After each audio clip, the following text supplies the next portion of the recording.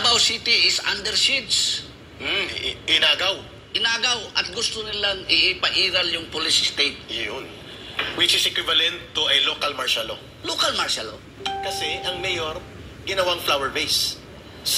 Wala na ang supervisory power niya sa local government. Kaya nga. Kaya balikan ko yung amnestia ni Bongbong Walang Marcos respeto. Jr.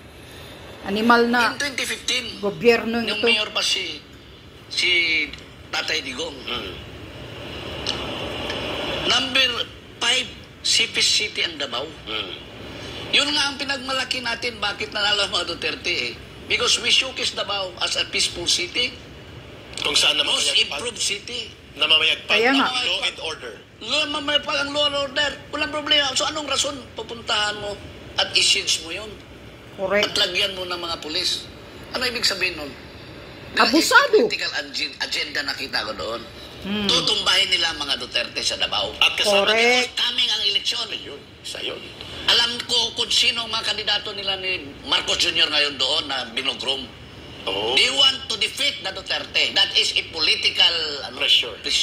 Alam niyo, Yusek Ben Ranke, maganda yung binanggit mo. Gusto ka namin kuhanan sa Pilipinas ating mahal ng pagpapaliwanag. How dangerous this kind of special treatment of abusive power sa Davao City na tinawag mong under siege and parang isang mini police state with local martial law without declaring martial law. ito, masama itong mangyayari dyan. Kasi, pwede nilang baliktarin ang history ng Davao. Paplanta nila ng mga anong klaseng krimen at ita-charge nila. Yes. Ito pala ito, sinasabi nila na Tama ang ka Davao dyan. ay ito. So, ipaplanta nila yan. They will picture really na Davao City is opposite doon sa ang nangyari. Tapa ka dyan kasi madumi itong Marcos administration na to. Ng pulis, ng mga pulis, ang mga kaalyado ng Duterte. Including ba ito kay Pastor Kibuloy na target nila? Including yun. Di ba? Narinig natin nabasa natin sa yung Sa in good Diaryo. faith. For safekeeping, over lang nung trusted ni Pastor yung mga baril. Lisensyado lahat. Lisensyado lahat yun. Bakit dinacharge sila na sinusurrender? In good faith for safekeeping, para hindi nila masabi na kami, mga goons kami, kriminal kami, wala, di ba? Tama, may punto ka. Di ba? Turnover lang in good faith para makita ninyo nga malinis kami, wala kaming ginagawang kaguluhan dito. Pero ang inilabas ng PNP sa Diaryo, surrender ng mga firearms.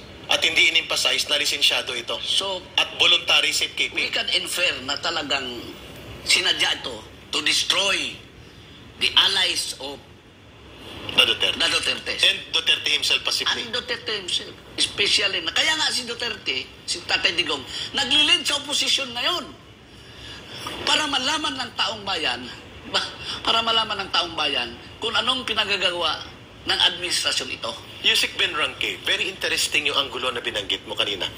Before we got on board, may teorya ka na bago nila abutin ang mga Duterte, yung trusted and solid network of support ng mga Duterte ang kanilang kakatayin. At isa nangunguna dyan, sabi mo, si Pastor Apollo Kibuloy at ang Kingdom of Jesus Christ.